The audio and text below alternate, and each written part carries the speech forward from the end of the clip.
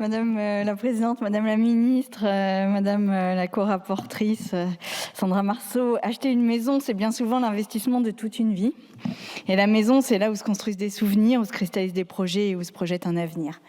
Une maison, c'est plus qu'un bien matériel, c'est un capital familial, une sécurité que l'on espère transmettre à ses enfants. Mais que reste-t-il quand cette maison se fissure ?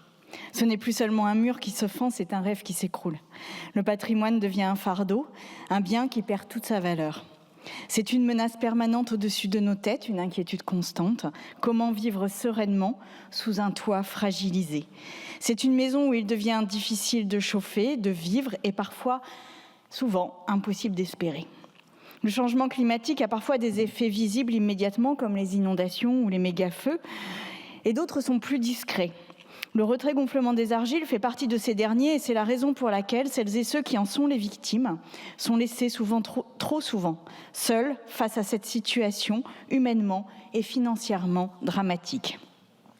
Le retrait-gonflement des argiles, amplifié par la répétition des sécheresses, est l'un des nombreux signaux d'alerte du dérèglement climatique. Il nous confronte à des défis inédits et croissants qui toucheront de plus en plus de familles dans les années à venir. Notre rapport avait pour but d'enfin débattre de l'urgence écologique et d'alerter sur ses conséquences très concrètes, mais aussi enfin d'offrir des solutions aux milliers de sinistrés qui ne savent plus vers qui se tourner et qui sont en véritable souffrance psychique. Je le rappelle, 10,5 millions de maisons individuelles sont exposées à ce risque RGA, soit une maison sur deux, c'est énorme. Suite à la rédaction de notre rapport, j'ai déposé une proposition de loi qui s'inscrivait dans la suite de ce travail et dans le cadre de la niche des écologistes. Cette dernière a été votée à la quasi-unanimité de l'Assemblée nationale, l'unanimité même, moins 6 voix. Le Sénat elle a été rejetée par le Sénat au détriment de milliers de sinistrés qui se sont mobilisés pour son adoption. Le rapport sur lequel nous débattons et cette PPL ont créé beaucoup d'espoir. Aussi, je souhaite aujourd'hui savoir quels enseignements ont été tirés par votre gouvernement suite à ce rapport. Je salue la reprise des propositions 5 et 6 de notre rapport qui permettent d'étendre le régime CatNat aux communes limitrophes sous certaines conditions ou encore de faire porter la demande de la commune et la reconnaissance de l'état de catastrophe naturelle sur une année entière. Toutefois, plusieurs points sont encore manquants dans votre politique. Quelles avancées concrètes ont été réalisées pour inverser le rapport de force, aujourd'hui favorable aux assureurs et en défaveur des sinistrés, et c'était vraiment un point extrêmement important soulevé par l'ensemble d'entre eux.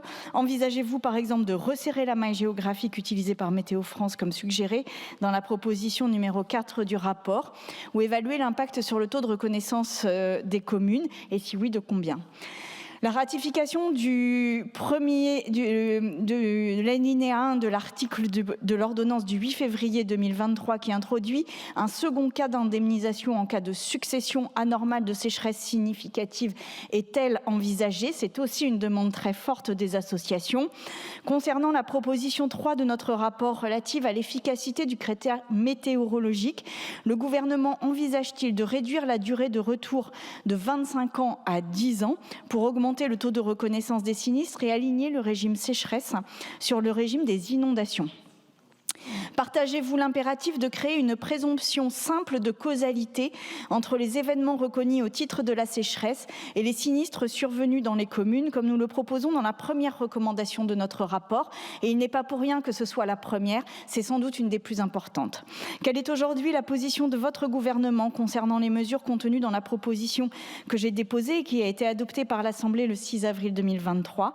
À la suite de notre rapport, envisagez-vous de mettre en place un fonds de solidarité nationale conformément à notre 23e proposition sur les missions suivantes: prendre en charge totalement ou partiellement les maisons gravement endommagées et non éligibles au régime CatNat, cofinancer des mesures de prévention pour les maisons fortement exposées mais encore intactes avec une gestion confiée à l'ANA et rémunérée pour cette mission, et enfin rembourser tout ou partie des restes à charge selon des critères tenant compte des revenus et comportements des assurés, ce qui était notre proposition numéro 10.